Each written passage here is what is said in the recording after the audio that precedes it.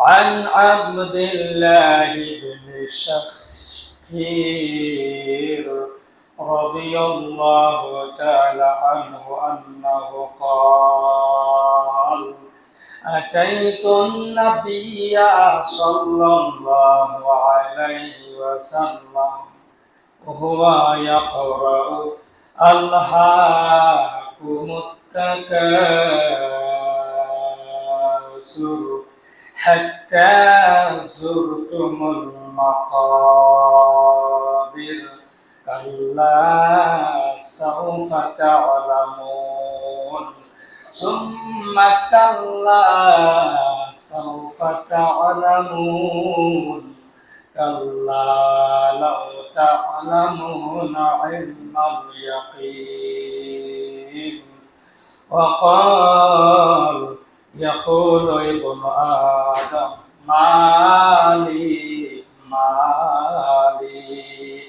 وهل لك يا ابن آدم من مالك إلا ما أكلت فأفنيت أو لبست فأبليت أو تصدقت فأمضيت أو كما قال رسول الله صلى الله عليه وسلم صدق الله العلي العظيم وصدق رسوله النبي الكريم ونحن على ذلك من الشاهدين والشاكرين والحمد لله رب العالمين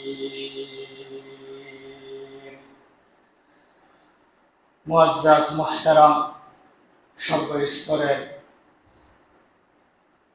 মুসলিমগণ, আল্লাহ তাআলার কাছে অশেষ শুকরিয়া যে আল্লাহ আমাদের সবাইকে মসজিদে এসে জুমার নামাজ আদায়ের পূর্ব মুহূর্ত কিছু দিনই কথা শোনার প্রদান করতেছেন। সেজন্য আমরা মালিকের কাছে, রব্বে কারিমের কাছে, মাবুদের কাছে, যার কাছে কেউ কোনো শক্তিবান হতে পারে না, এরকম শক্তিওয়ালা, এরকম সর্বশ্রেষ্ঠ মাবুদের কাছে আমরা সবাই বলি আলহামদুলিল্লাহ। সম্মানিত হাজরিন, সম্মানিত উপস্থিতি, আপনাদের সম্মুখে সূরাতুল আসর এটি তেলাওয়াত করা হয়েছে এবং পয়গম্বর বিশ্বনবী রাসূলুল্লাহ সকলে বলি সাল্লাল্লাহু আলাইহি ওয়াসাল্লাম তিনার অসংখ্য হাদিস থেকে শুধুমাত্র কেবলমাত্র একটি হাদিস বলা হয়েছে। আয়াত, সূরা এবং হাদিসের আলোকে রব্বে কারীম আমাদের যেন জীবন আমরা চালাতে পারি, সকলে বলি আমিন।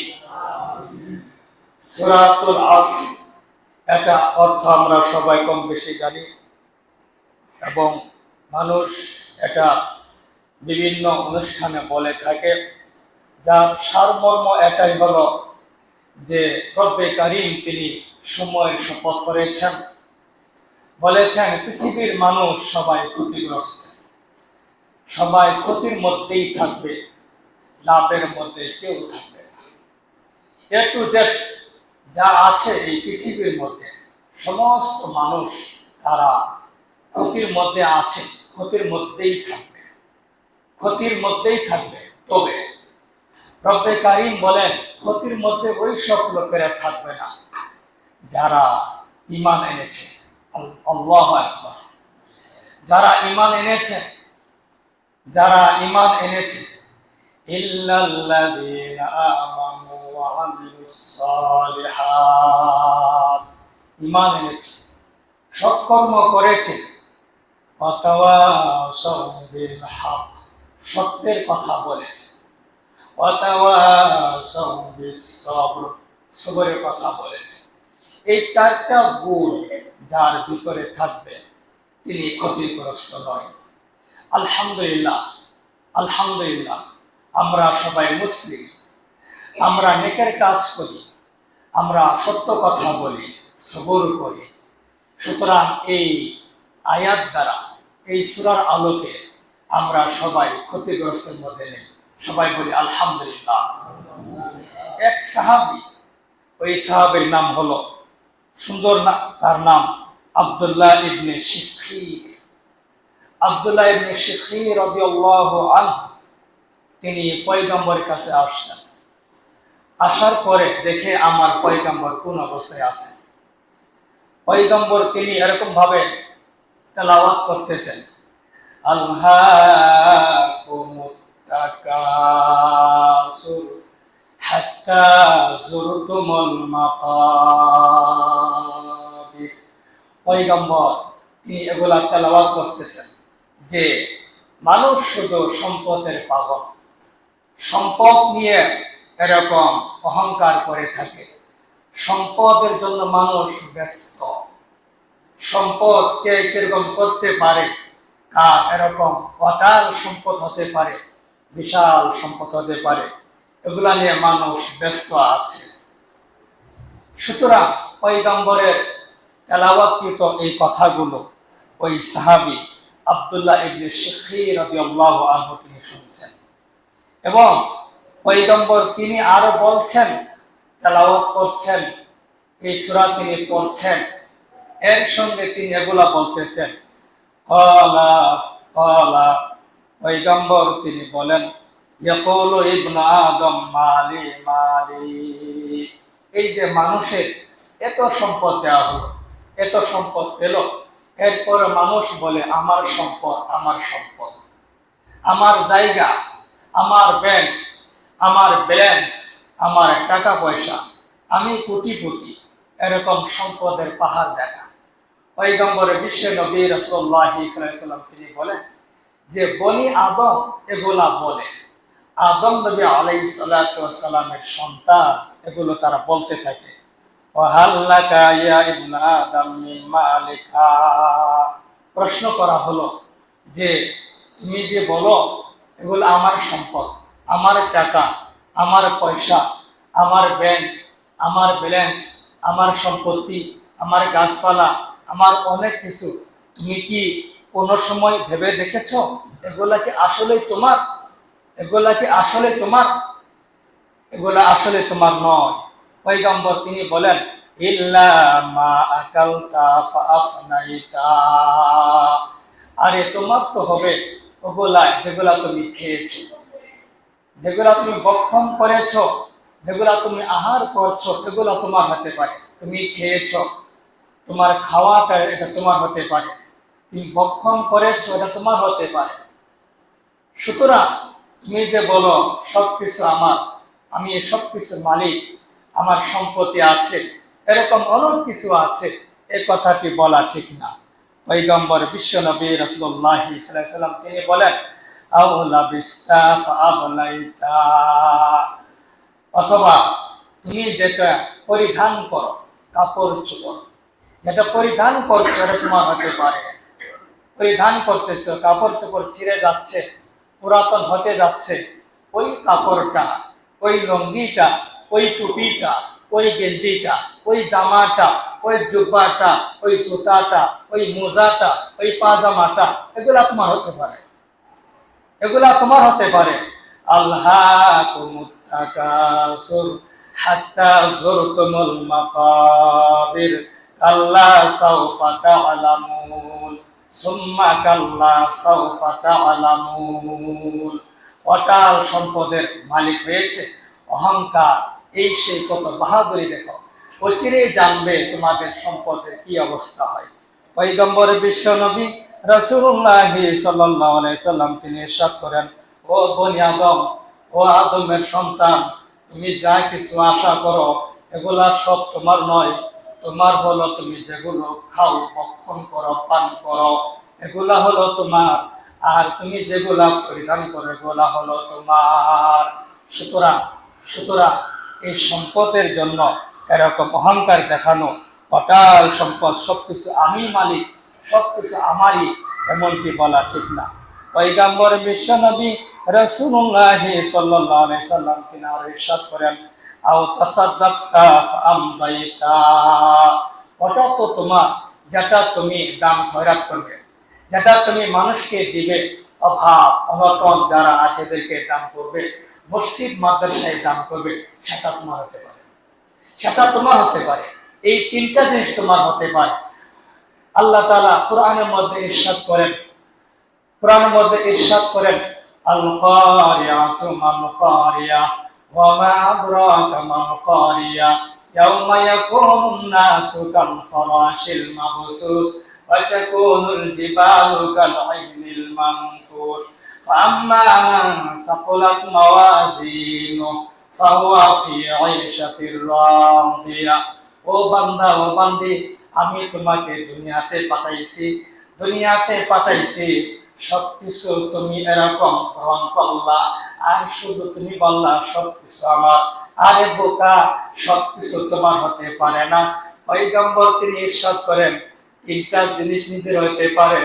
এক নম্বর হলো তুমি যা ভক্ষণ করেছো, দুই নম্বর হলো তুমি যা পরিধান করেছো, তিন নম্বর হলো তুমি যা দান করেছো।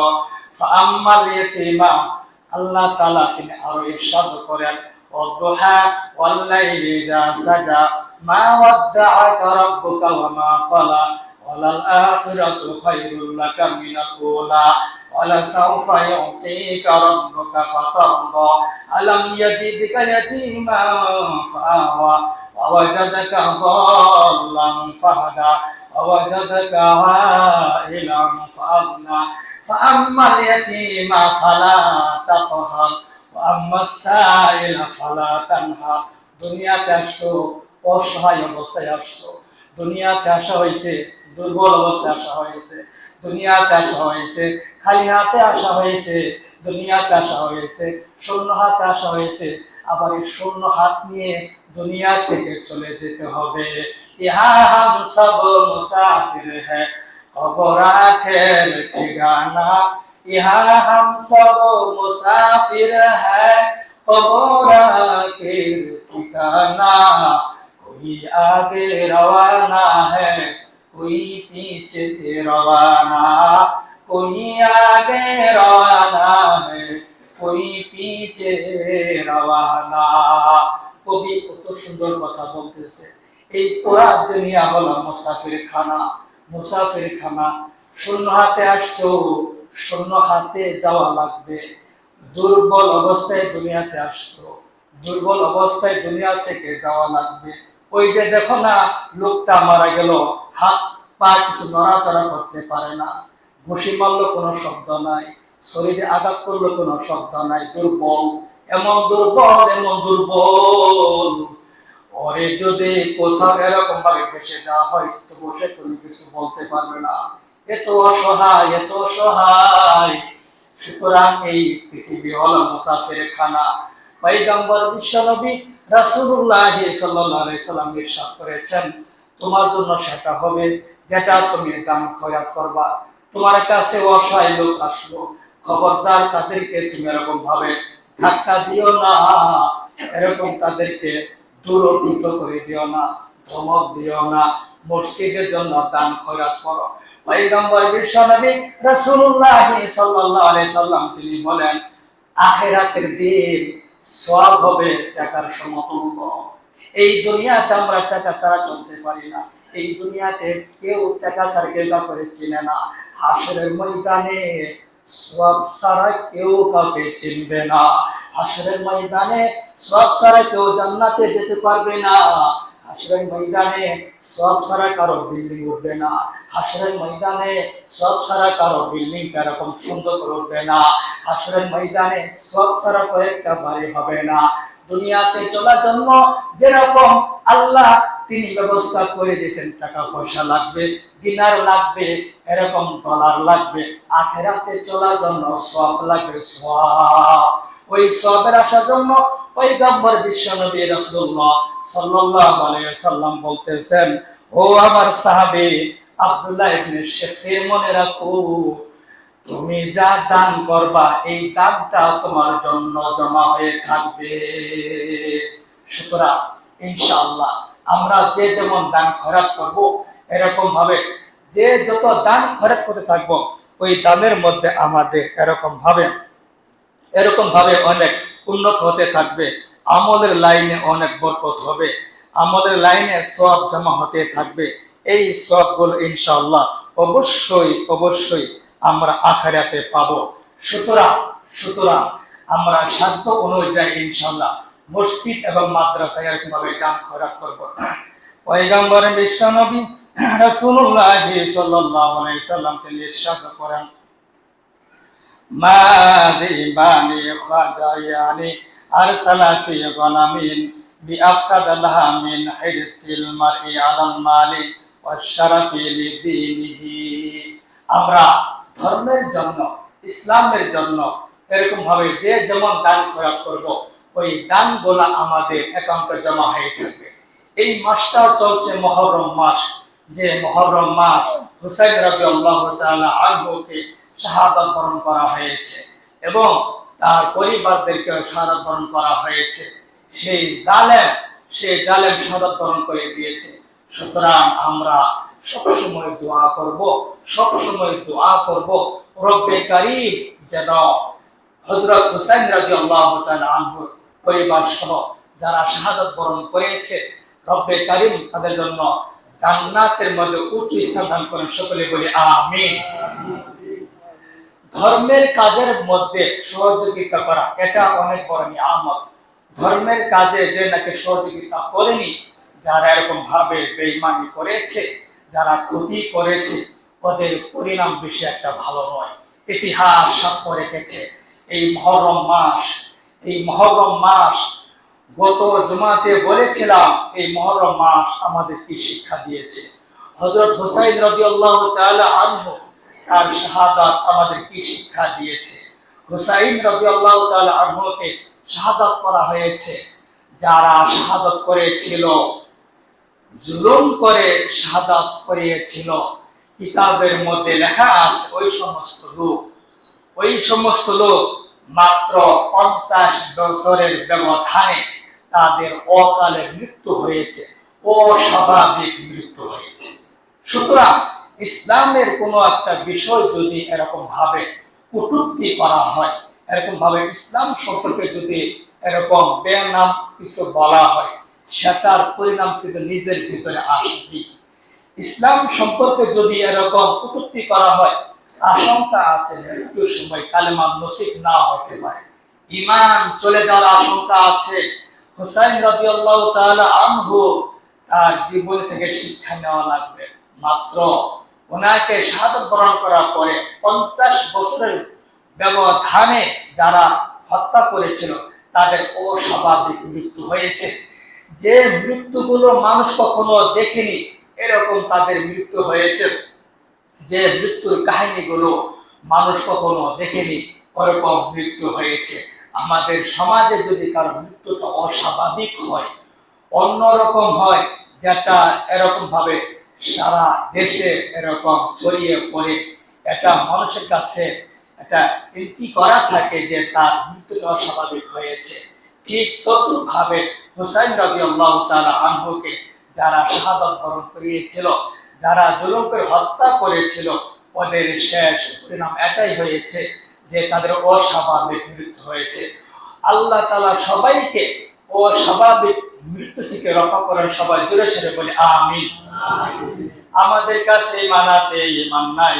মানুষ নামাজ পড়ার জন্য মসজিদ আছে, নামাজ পড়তেছে কি সুন্দর করে, মানুষ সুন্দর করে ওযু করতেছে, জামাতে যাইতেছে, চিল্লাই লাগাইতেছে, কত সুন্দর করে ইসলামিক কাজ করতেছে। হঠাৎ এমন একটা কাজ করে ফেললো যে কাজ করার কারণে তার ঈমান থাকে না। সুতরাং আমাদের জন্য ঈমান যেন থাকে সেদিকে আমরা লক্ষ্য করব। পয়গম্বর বিশ্বনবী রাসূলুল্লাহ সাল্লাল্লাহু আলাইহি সাল্লামের অসংখ্য হাদিস থেকে আপনাদের সম্মুখে মাত্র একটি হাদিস তেলাওয়াত করেছি, যার সারমর্ম হলো এই পৃথিবীতে যে আমরা এসেছি, এই পৃথিবীতে আমরা যা কিছু দেখি, যা কিছু সম্পদের মালিক হয়েছি, এই সকল সম্পদের মালিক একদিন আপনি আমি থাকবো না। পয়গম্বর বলেন, দুনিয়ার মানুষ তো সবকিছু নিজের মনে করে, নিজের বলতে কোনো কিছু নেই, শুধু যা খাবে, যা ভক্ষণ করবে এগুলো তার হবে। মানুষ ভক্ষণ করবে, খাবে, আল্লাহ তাআলার ইবাদত করবে।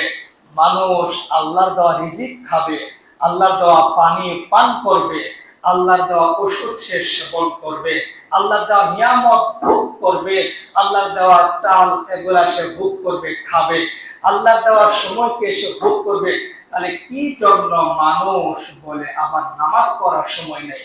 পয়গম্বর বিশ্বনবী রাসূলুল্লাহ সাল্লাল্লাহু আলাইহি ওয়াসাল্লাম বলেন, তুমি যা ভক্ষণ করবা এগুলো তোমার, তুমি যা খাবা এগুলো তোমার। আল্লাহ তাআলা তোমাকে সবকিছু দিল, তোমাকে সবকিছু দিল, সময়ও তোমাকে দিল। আর যখন বলা হয় নামাজ পড়ার জন্য আসেন, আমরা বলি কি নামাজের সময় নাই। সময় কি আপনার নাকি? আপনার টাকা দিয়ে কিনে নিয়ে আসছেন, কত কিনে নিয়ে আসছেন? একটা সেকেন্ডের সময় কোটি টাকা দিয়ে পাবেন? কোটি টাকা দিয়ে পাবেন না। ব্যস্ততা দেখায়, ব্যস্ততা। নামাজ পড়ার সময় নাই, দান করার সময় নাই। আরে দান করার সময় না, এক সময় হবে। পয়গম্বর বিশ্বনবী রাসূলুল্লাহ সাল্লাল্লাহু আলাইহি সাল্লামের ইরশাদ অনুযায়ী দান করার সময় একদিন থাকবে, একদিন থাকবে, একদিন এমন দিন থাকবে যেদিন নাকি দান করলে কোনো উপকার আসবে না। এই দানগুলো হাসরের ময়দানে আল্লাহ তাআলা সওয়াবের আকারে, বিশাল আকারে করবেন। সুতরাং আসুন আমরা সময় বের করি, নামাজ পড়ার জন্য সময় দেই, তালিম শোনার জন্য সময় দেই, ওলামায়ে কেরামদের সঙ্গে চলার জন্য সময় দেই, এরকম ভাবে বয়ান শোনার জন্য সময় দেই, ভালো ভালো কথাবার্তা শেখার জন্য সময় দেই, সূরা কেরাত শেখার জন্য সময় দেই, শুদ্ধ তরিকায় নামাজ আদায় করার জন্য সময় দেই। নামাজ কিভাবে আদায় করতে হবে সময় দিয়ে নামাজ আদায় করি। দুঃখের বিষয় হলো সমাজে এমন কিছু লোক আছে, যদি 4 রাকাত নামাজ 5 মিনিটের ঊর্ধ্বে হয়, একটা অভিযোগ, ইমাম সাহেব কেন লম্বা করলো, এত কেন সময় নিল? আরে ভাই, নামাজে যত সময় দিবেন তত আপনার নামাজটা সুন্দর হবে। সাহেব আল্লাহু আকবার। রুকু থেকে দাঁড়ায় খাড়া হওয়া আবশ্যক। রুকু থেকে দাঁড়াইতে হবে, দেরি করতে হবে, কথা বোঝা লাগবে। তো আপনি যখন রুকুতে চলে গেলেন পুরো অবস্থা, সময় নাই। সময় তো আপনার না, আল্লাহ পাকের দেওয়ার সময়। এই আল্লাহ পাকের দেওয়ার সময়কে আর কতদিন কমে? সময় নাই। মিথ্যা কথা বলা যাবে না, সময় নাই। সময়টা আপনার না, আপনার কেন কেন বলেন সময় নেই? এই কথা বলা যাবে না, এই কথা একদম অফ করা লাগবে। দিনের কাজে, দিনের কাজের সময় নেই, এটা মুসলমানদের বলা ঠিক না। একটা মানুষ তার ওরা থাকতেই পারে, নামাজ পড়ার সময় নেই, অলসতা, অলসতা। সুতরাং নামাজ আমরা আদায় করব সময় দিয়ে। রুকু থেকে দাঁড়াইতে হবে, সোজা হয়ে দাঁড়াইতে হবে। আবার দাঁড়ানো, দেরি করাও আবশ্যক। আপনার রুকু থেকে দাঁড়াইলেন, দাঁড়াইয়ে দেরি করাটা আবশ্যক। সুতরাং এটা আমরা অবশ্যই লক্ষ্য রাখবো, নামাজের প্রতি আমরা লক্ষ্য রাখবো। পয়গম্বর বিশ্বনবী রাসূলুল্লাহ সাল্লাল্লাহু আলাইহি সাল্লাম তিনি বলেন, আউলা বিস্তা ফাবলাইতা, আউলা বিস্তা ফাবলাইতা। কি সুন্দর পয়গম্বর বলেছেন, তোমার তো ওটা হবে যেটা তুমি পরিধান করেছো, তোমার গায়ে লেগে আছে, সেটা তোমার জন্য হতে পারে। আর যেগুলা তোমার বাহিরে, তুমি তোমার পাঞ্জাবি বাহিরে রাখছো, ওটা তোমার হতে পারে না। তোমার সঙ্গে যেটা তুমি পরিধান করেছো সেটা হতে পারে। আমি এই মুহূর্তে পাঞ্জাবি গায়ে, সেটা আমার হতে পারে, এটা আমার সঙ্গে একটা লাগানো। সুতরাং এই জিনিসগুলো আমাদের চিন্তা করা উচিত যে এই দুনিয়াতে আমরা অস্থায়ীভাবে এসেছি, আবার চলে যাব। কত মানুষ মারা যাচ্ছে, যুবকদের কত মৃত্যু হচ্ছে, কত মৃত্যু হচ্ছে চোখের সামনে, কত আপনারা দেখছেন এরকম ভাবে। রব্বে কারিম আমাদের সবাইকে এই আলোচনা আমরা বুঝতে পারি সবাই, এবং আমল করতে পারি সবাই, জোরে সরে বলি আমিন।